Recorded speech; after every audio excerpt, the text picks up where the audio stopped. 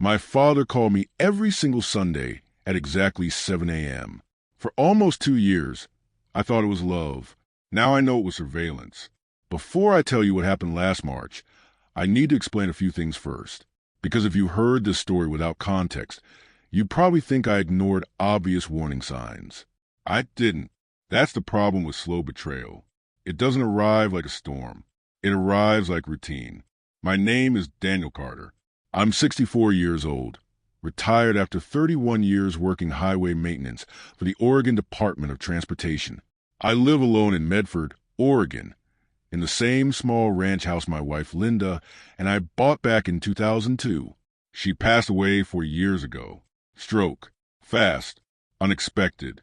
1 minute we were arguing over whether the backyard fence needed replacing, and 3 weeks later I was standing in a hospital hallway signing paperwork I couldn't even read through the tears. After Linda died, my son and I got closer. His name is Ryan. He's 38. Smart kid. Worked in software logistics down in Ashland. Always good with numbers, systems, organization. The kind of guy who color-coded spreadsheets for fun. Growing up, Ryan was anxious in ways I didn't fully understand back then. Needed things controlled, predictable, planned out. Linda used to say he carried worry like other people carried wallets. Always on him. Still, he was a good son. Or at least I believe that. About a year and a half after Linda died, Ryan started calling every Sunday morning. Exactly 7 a.m. Not 6:58. Not 7:03. Exactly 7 o'clock. The routine never changed. Morning, Dad, you take your blood pressure meds. Then, how'd you sleep? Then, anyone there with you? Always those 3 questions first. Then we chat about football, weather, whatever nonsense old men and tired sons talk about on Sunday mornings. I love those calls. That's the embarrassing part. I bragged about them. My neighbor Patrice once told me her kids barely texted her, and I remember smiling like some proud idiot saying, Ryan never misses a Sunday. I thought grief had made him appreciate family more. I thought losing his mother woke something up in him. I had no reason not to believe that. At least not until Frank came to stay over. Frank Morales and I worked together almost 3 decades. Highway crews, snowstorms, asphalt, long shifts and bad coffee. He drove up from Grants Pass one weekend last March after recovering from knee surgery. We stayed up late drinking cheap whiskey and talking about old jobs we barely survived. Sunday morning came quiet. I got up around 6:30, made coffee, and waited for the usual call. When my phone rang at exactly 7 o'clock and Ryan's name lit up the screen, something felt off. Not suspicious, just strange. Like suddenly I was seeing the routine from outside myself for the first time. I answered. Ryan sounded normal, warm, calm, careful. Morning, Dad. Take your meds? Yep. How'd you sleep? Fine. Then the 3rd question. Anyone there with you? And for reasons I still can't completely explain, I lied. No, I said, just me. Quiet morning. There was a pause. Tiny. Maybe 2 seconds. Then Ryan said, good. Not casually. Not absent-mindedly. Relieved. That was the first moment something cold touched the back of my neck. The rest of the conversation sounded perfectly normal. We talked weather, baseball, the hydrangeas blooming out front. Then we hung up. I stood in my kitchen holding my coffee and thinking about one stupid thing. Why had I lied? Frank came downstairs around 8 o'clock. We made eggs and toast and sat at the kitchen table. Halfway through breakfast, he set his fork down and gave me the same look he used to give broken equipment on job sites. That look, that meant something didn't add up. Dan, he said carefully, I noticed something in your bathroom last night. I asked what. That pill organizer on your counter. I nodded. Linda bought it years ago. 1 compartment for each day of the week. Frank leaned back. Yesterday was Saturday, right? Yeah. So why was there still a pill sitting in Saturday's slot? I frowned immediately. That's impossible. I figured maybe you forgot. Doesn't happen often. Frank shook his head slowly. It wasn't your regular pill anyway. That got my attention. My blood pressure pills are white oval tablets. I said, this one wasn't oval. Frank replied quietly. It was round. I remember standing up so fast my chair scraped the floor. We walked into the bathroom together, and there it was, a small white round pill sitting in Saturday's compartment. Not mine, not prescribed to me, just sitting there, waiting. I picked it up and stared at it in my palm while something heavy started sinking through my chest. Because nobody came into that bathroom except me and Ryan. Every couple weeks, he'd stop by, use the bathroom, adjust the thermostat, check things around the house. At the time, I thought it was caring. Now, I wasn't sure what I thought. That afternoon, I called my pharmacy. I described the pill to the pharmacist. He put me on hold. When he came back, his voice sounded more careful. So it sounded like a diuretic. A water pill? Yes. He explained that combining certain diuretics with blood pressure medication could cause dizziness, confusion, weakness, even symptoms that look like early cognitive decline in older adults. I sat down on the edge of my bed when he said that, because suddenly the last year started rearranging itself in my head. The fatigue, the dizziness, the brain fog, the mornings where I felt weak for no reason, and worst of all, the Sunday calls. Especially the third question. Anyone there with you? I didn't sleep that night. Frank stayed in the guest room while I sat alone in the kitchen, replaying 18 months of conversations in my head. Every Sunday. Every identical question. Every tiny detail I had dismissed because it came wrapped in concern. By 2 a.m., I was no longer asking myself if something was wrong. I was asking how long it had been wrong. The next morning, I called my doctor and explained everything. She asked me to come in immediately and bring all my medications.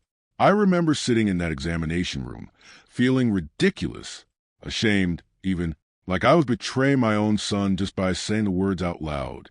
My doctor examined every bottle carefully. Then she looked at the round pill Frank found. Her expression changed immediately. She didn't panic. Good doctors never panic. But she became very still.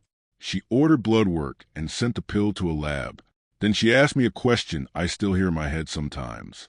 Has anyone else had access to your medication?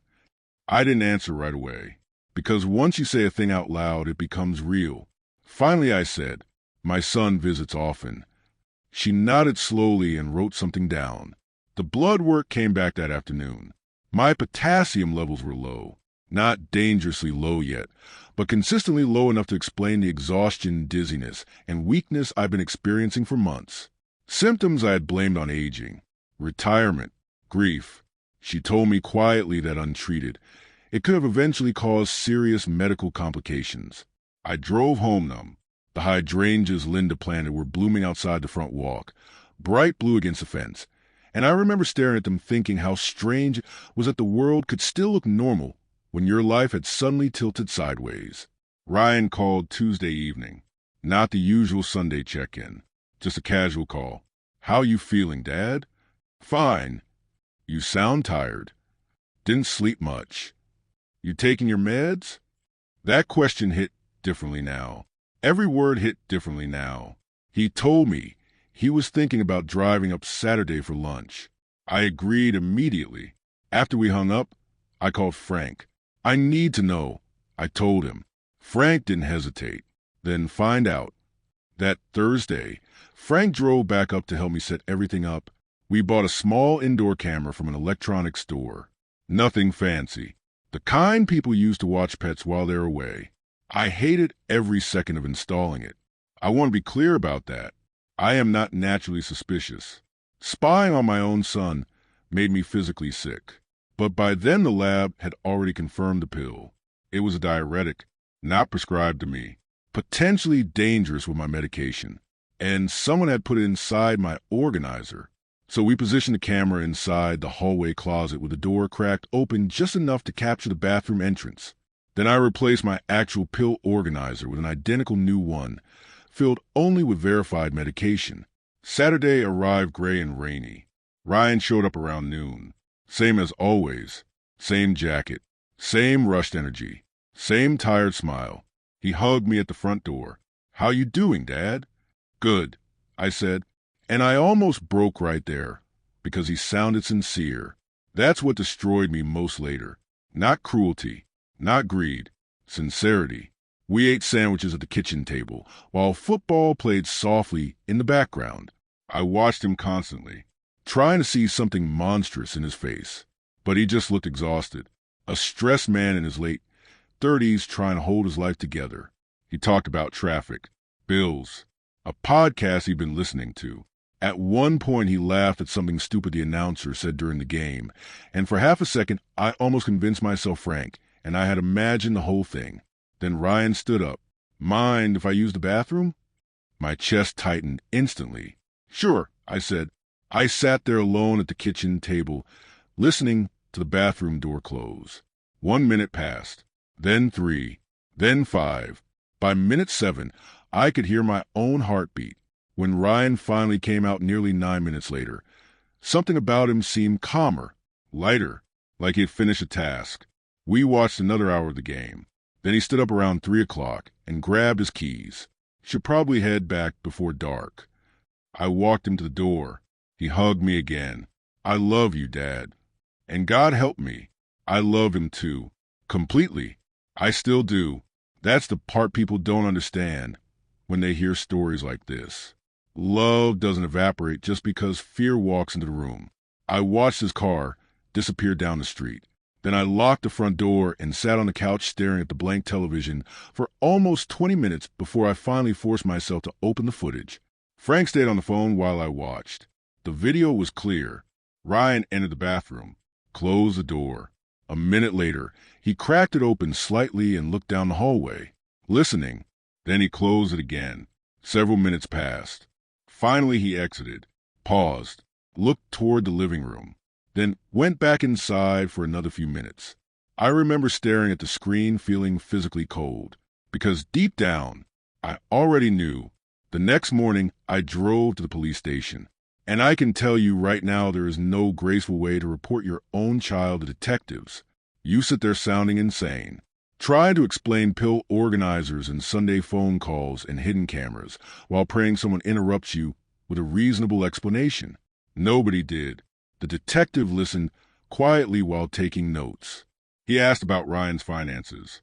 I admitted Ryan lost his job about 18 months earlier, right around when the Sunday call started. The detective nodded slowly. Then he asked something that made my stomach turn. Does your son know he's your primary beneficiary? I whispered yes, because of course he knew. Linda and I had discussed our wills years earlier. The house alone had nearly tripled in value. Add retirement savings, pension, insurance. There was enough money there to look like salvation to someone drowning financially. The detective took the footage and promised to follow up once the lab results officially cleared. Then he looked me directly in the eyes and said quietly, Mr. Carter, until we know more, don't take any medication your son has access to. The next 10 days changed the way I looked at my entire life. Everything normal suddenly felt staged. I still made coffee every morning, still watered the hydrangeas, still watched baseball. But underneath every ordinary moment was this constant awareness that something terrible might already be true. And every Sunday at exactly 7 a.m., my phone still rang. Ryan still called. I answered every time. I don't fully know why. Maybe because part of me still hoped there would be some explanation that made all of this disappear. Maybe because fathers are slower than other people when it comes to seeing danger in their children. That next Sunday, Ryan's voice sounded perfectly calm. Morning, Dad. Take your meds. Yes. How'd you sleep? Fine. Then, anyone there with you? I stared out the kitchen window before answering. No. A pause. Then, good. Okay, good. That word again. Good. Not loving. Not casual. Relieved. I hung up feeling physically sick. 3 days later, the detective called. The lab officially confirmed the substituted pill was a prescription-strength diuretic, not prescribed to me, dangerous when combined improperly with my blood pressure medication. Then he told me they'd begun examining Ryan's financial situation, and suddenly pieces started falling into place in ways I wish they never had. Ryan's savings were nearly gone. He was behind on rent. Credit card debt had exploded after losing his job. He had taken out a personal loan 8 months earlier. And then came the part that made me sit down at the kitchen table because my legs stopped feeling reliable. 3 months earlier, Ryan had contacted an insurance company asking about life insurance policies for elderly parents. The detective said the inquiry alone wasn't illegal, but paired with everything else, it mattered. After we hung up, I stood in my kitchen staring at Linda's old coffee mug drying beside the sink, and for the first time in my life, I became afraid of my own son. Not angry, not hateful, afraid. That feeling is hard to explain to people unless they've lived it, because fear and love don't cancel each other out. They sit beside each other. That's what makes it unbearable. 2 days later, detectives brought Ryan in for questioning. I wasn't there. I couldn't be. I stayed home pacing the living room while rain tapped against the windows. Hours passed before the detective finally called me back. What they uncovered was worse than I imagined, and somehow less simple too. Ryan admitted to replacing my medication. Not every visit, not consistently. Strategically, just enough to slowly create symptoms. Fatigue, confusion, dizziness, the appearance of decline. The detective explained it carefully. Ryan wasn't trying to kill me outright, at least not in the immediate sense. He was trying to create a situation where I would appear increasingly incapable of living independently, and once that happened, he believed he could step in, take control of finances, medical decisions, the house, everything. When I first heard this, I genuinely couldn't connect it to the boy I raised. Ryan used to cry over injured birds. When he was 10 years old, he sobbed harder than Linda did when we had to put our dog down. This wasn't the son I knew, except it was. That's the thing I had to learn. People don't become strangers overnight. Sometimes they become distorted versions of themselves slowly enough that you keep recognizing pieces of them even while something darker grows underneath. Then came the psychiatric evaluation, and suddenly the story shifted again. The psychologist diagnosed Ryan with severe paranoid anxiety, disorder mixed with obsessive behaviors that had intensified dramatically after losing his job.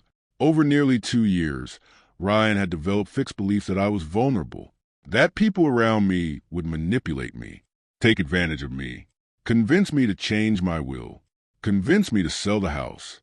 The Sunday calls started as concern, then gradually became monitoring, a system. He needed to know whether I was still isolated, still controllable, still safe in the way his illness defined safety. The detective told me something I still think about often. Your son genuinely believed he was protecting you. That sentence haunted me more than anything else, because it explained the sincerity in his voice, the concern, the warmth. None of it was fake. That's what made this whole thing so terrifying. Ryan wasn't pretending to care about me. He did care about me. His mind had simply twisted that care into something possessive and dangerous. The psychologist's report said Ryan truly believed outside influences were threatening our family's future. The financial stress after losing his job amplified everything. Every unpaid bill, every rejection email, every fear about instability, until eventually his brain convinced him there was only one solution. Control. Control me. Control my environment. Control my health. Control access to my money before someone else could take it. I read that report 3 times. The first time, I kept waiting for some sentence that would suddenly make everything feel impossible again. The second time, I looked for excuses. The third time, I finally accepted it. My son was sick, deeply sick, and somehow I had been standing next to it for almost 2 years without fully seeing it. That realization hurt almost as much as the betrayal itself, because once you start replaying the past through a new lens, you notice things you missed before. Ryan insisting I stop driving long distances. Ryan criticizing Patrice for checking in too often. Ryan asking detailed questions about my finances that I brushed off as practical adult conversations. Ryan constantly reminding me that older people get exploited. At the time, it sounded protective. Now I understand it was fear talking. Fear disguised as care. The legal process moved slowly after that. Ryan's attorney pushed for psychiatric treatment instead of prison time. And honestly, I wanted that too. People ask me sometimes if I hated him after all this. I didn't. I was devastated, angry, Heartbroken. But hate? No, because I could still see my son underneath everything. That was the hardest part. He wasn't a monster wearing Ryan's face. He was Ryan, broken in ways none of us recognized until it became dangerous. Ryan wasn't sent to prison. That matters to me. The court ordered psychiatric treatment, supervised evaluation, medication management, and long-term therapy instead. Some people might disagree with that decision. Maybe they think what he did deserves punishment first and understanding second. I can't tell anyone how to feel about it. I only know how it felt to sit across from my son weeks later in a quiet treatment office and realize he looked more exhausted than dangerous. Smaller somehow, like fear had finally burned itself out and left only the damage behind. The first time we spoke after his evaluation, there was a long silence between us. Then Ryan said something I still hear in my head late at night. I thought I was helping you. Not defending himself, not denying it, just explaining the logic his mind had built. I looked at him across that small room and realized something painful. He genuinely believed it. That's what mental illness can do when it grows unnoticed long enough. It takes love and slowly twists it until protection becomes control, until concern becomes surveillance, until care becomes harm wearing the same face. Ryan told me later that after losing his job, everything started collapsing internally. Bills piled up, savings disappeared. He stopped sleeping properly. Then the fear started. At first it was small. Worries about me living alone. Worries about scams targeting seniors. Worries someone would manipulate me financially. But gradually the fear became obsession. He started tracking patterns, monitoring routines, trying to manage risks. The Sunday calls became part of that system. Every question had a purpose. Did you take your meds? Meaning, are things under control? How'd you sleep? Meaning, are symptoms progressing? Anyone there with you? Meaning, has a new threat entered the situation? When the psychologist explained this to me, I felt sick all over again, because suddenly those Sunday mornings changed shape completely. What I experienced as love was partially fear searching for reassurance. But the terrifying thing is this. Part of it really was love. That contradiction nearly destroyed me. People want stories like this to be simple. Victim, villain, ending. Real life doesn't work that way. My son harmed me. That's true. My son also loved me. That's true too. Both things existed at the same time. And learning how to hold both truths without breaking apart has been the hardest thing I've ever done. Frank started visiting more after everything happened, not in some dramatic, emotional way. That's not how men our age work. He'd just show up with groceries or coffee and sit at the kitchen table talking about sports while making sure I wasn't alone too much. One afternoon, he helped me completely reorganize my medications. We spent almost an hour reading labels carefully while he double-checked everything against the pharmacy paperwork. At one point, he looked at me and said quietly, "You know this isn't your fault, right?" I didn't answer immediately, because honestly, part of me still wondered, how do you miss something like this for 18 months? How do you mistake surveillance for care? How do you not notice your own son slipping away psychologically? My doctor told me something later that helped a little. She said, people recognize danger faster when it comes from strangers. Love delays recognition. That sentence stayed with me. Love delays recognition. Of course it does. If a stranger had asked me every Sunday whether I was alone, alarms would have gone off instantly. But it wasn't a stranger. It was my son. The little boy who used to crawl into our bed during thunderstorms. The teenager who held my hand at his mother's funeral because he knew I might collapse without it. So when the behavior slowly shifted from concern into control, I explained it away. Again and again. That's what love does sometimes. It edits reality to protect itself. Months have passed now. Ryan is still in treatment. Some days are better than others. We speak occasionally, carefully, slowly, like two people learning how to walk across damaged ice. The Sunday calls still happen sometimes, but they're different now. No scripts, no identical questions, no monitoring. Sometimes he just asks how the hydrangeas are doing. Sometimes we talk about baseball. Sometimes there are long silences neither of us knows how to fill. But at least now the silence is honest. I still sit at the kitchen table every Sunday morning with my coffee and medication beside me. The correct medication. The pharmacist knows me by name now. So does the doctor. So does the detective. Actually, funny how quickly your life can rearrange itself around one terrible discovery. Some mornings the phone rings. Sometimes it's Ryan. Sometimes it's Frank. Sometimes it's nobody. And honestly, I've learned to appreciate the quiet again. Not fear it, not measure it, just live inside it for a while. There's one last thing I want to tell you. That lie I told the morning Frank stayed over. The lie that probably saved my life. No, I said, just me, quiet morning. I've spent months thinking about why I said it. And I think the truth is, some part of me already knew something was wrong before my mind fully admitted it. Not consciously, not clearly, but somewhere underneath all the routine and repetition, I think I had started noticing tiny fractures. The relief in Ryan's voice, the repeated questions, the strange intensity behind ordinary concern. Maybe human beings recognize danger long before we allow ourselves to name it. Maybe survival sometimes arrives disguised as instinct. All I know is this: that morning, for reasons I still can't completely explain, I told a different story than the one I usually told. And because of that, I'm still here. The hydrangeas are blooming again this spring. Linda would have liked that. I keep the house warmer now because I decide the temperature for myself.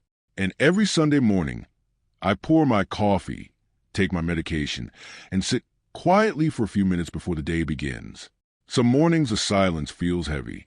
Some mornings it feels peaceful. But either way, it belongs to me now.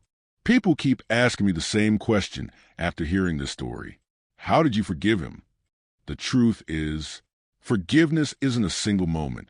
It's not dramatic. It's not standing in the rain, hugging somebody while music plays in the background. Most days it's quieter than that. More uncomfortable, more unfinished. Some mornings I still wake up angry. Not furious rage. Just this deep ache when I remember that for over a year, I couldn't trust my own exhaustion. I think about all those mornings I blame myself for feeling weak. All the afternoons I sat in this very kitchen wondering whether retirement had simply made me old faster. And then I remember somebody was helping that happen intentionally. My son. That thought still hits like cold water. But then other memories arrive too. Ryan at 8 years old bringing me burnt toast in bed on Father's Day because Linda told him dads like breakfast in bed. Ryan at 16 staying awake all night, helping his mother after her surgery because he was terrified something would happen while she slept. Ryan standing beside me at the funeral home after Linda died, holding himself together purely because he thought I couldn't. Those memories are real too. That's the hardest part of loving someone who hurts you. The good memories don't disappear. If anything, they become sharper, more painful, because now every happy memory sits beside another question. When did fear start replacing trust inside him? The treatment center encouraged family counseling after several months. At first I refused, not because I hated Ryan, because I was scared. I didn't know how to sit across from my own son and talk about attempted manipulation without feeling like my entire life as a father had somehow failed. But eventually I went. The therapist asked Ryan one question during our second session that changed everything for me. What were you most afraid of? Ryan didn't answer immediately. Then quietly he said that he wouldn't need me anymore. I remember feeling something inside me crack when he said that, because suddenly I could see the shape of his fear clearly for the first time. Losing his job shattered his identity. Losing his mother shattered his stability. And somewhere inside all that grief and panic, his brain convinced him that if he lost me too, he would disappear completely. That doesn't excuse what he did, not even close. But understanding and excusing are not the same thing. People confuse those two things all the time. Understanding simply means seeing the full picture instead of the easiest version of it. And the full picture is this. My son became dangerous because he became terrified. Terrified people sometimes build terrible solutions.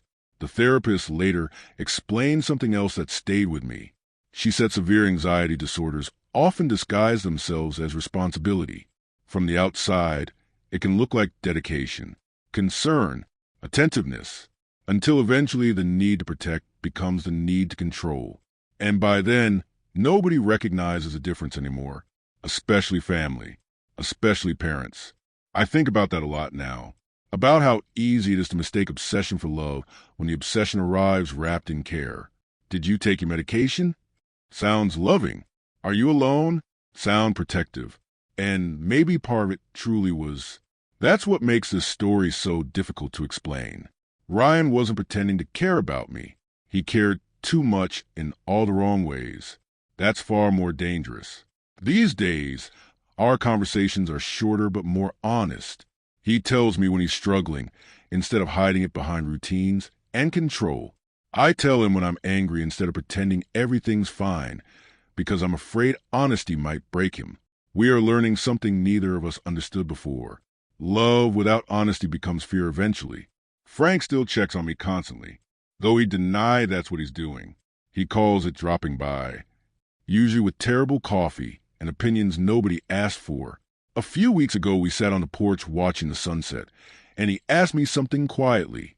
You trust him again? I thought about it for a long time before answering. Not the same way. I said finally, and that's true. Trust came back differently. Smaller, slower, more careful, but maybe more real because of that. Blind trust isn't actually trust. It's assumption.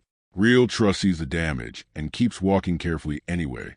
Ryan visited last month for the first time in nearly a year. He stood awkwardly in the kitchen for almost 30 seconds before speaking. Then he looked at the hydrangeas outside the window and smiled a little. Mom would have loved how they turned out this year. That nearly destroyed me, because for 1 second, he sounded exactly like himself again. Not the frightened version, not the paranoid version, just my son. We drank coffee together quietly after that.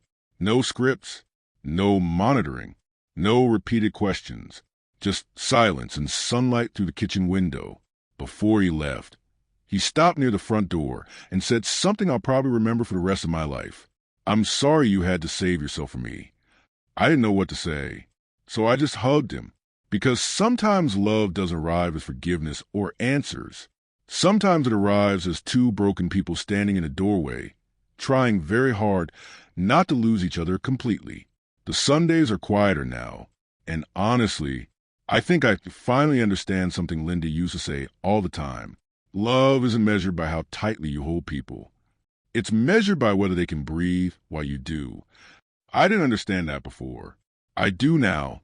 Every Sunday morning, I still pour my coffee and sit at the kitchen table for a while before the day starts. The phone rings sometimes. Sometimes it doesn't. Either way, I look out at the hydrangeas and listen to the quiet. Real quiet. Not monitored quiet. Not controlled quiet. Just peace. And after everything, that feels like enough.